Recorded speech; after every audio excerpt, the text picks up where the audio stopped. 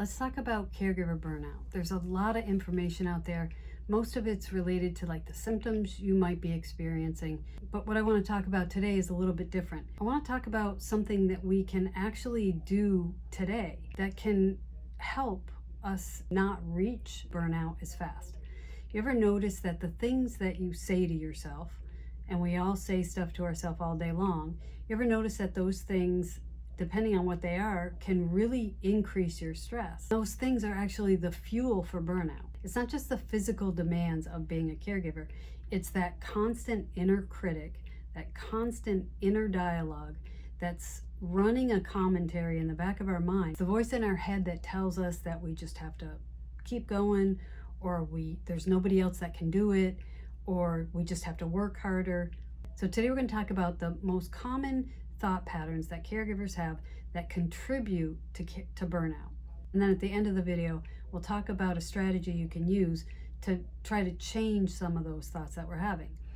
Because although thoughts seem like a really small thing, they impact how we feel all day long. And they really contribute to how fast we reach the point of exhaustion. I'm Tammy Provenzel. I'm a dementia certified physical therapist and a life coach for caregivers. Every day, more and more children are becoming caregivers to their aging parent, and the resources aren't there. So I'm hoping that these videos can be a resource.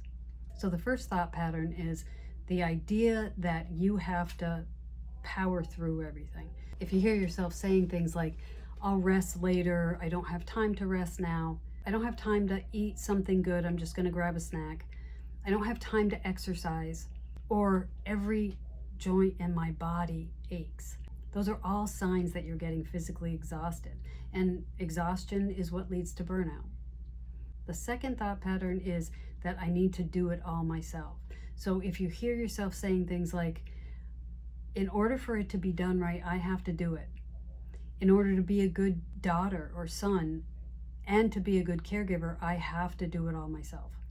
Asking for help means that I'm not strong enough to do this.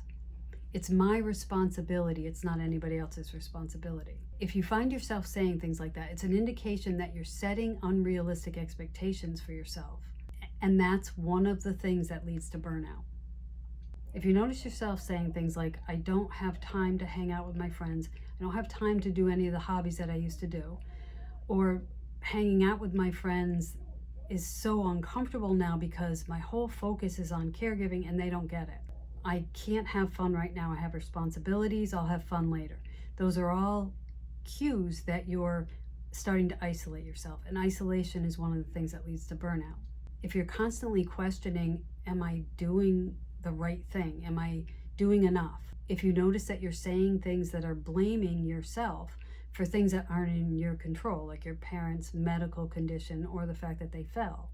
If you notice that you're starting to compare yourself to other people, so you're saying things like, they're doing it, why can't I? That's an indication that you're feeling inadequate, you're feeling powerless, you're feeling maybe hopeless, and those are all things that lead to burnout. If any of these things sound familiar, like they sound like things that you're saying to yourself every day, then you're headed toward burnout. But here's a strategy that you can try.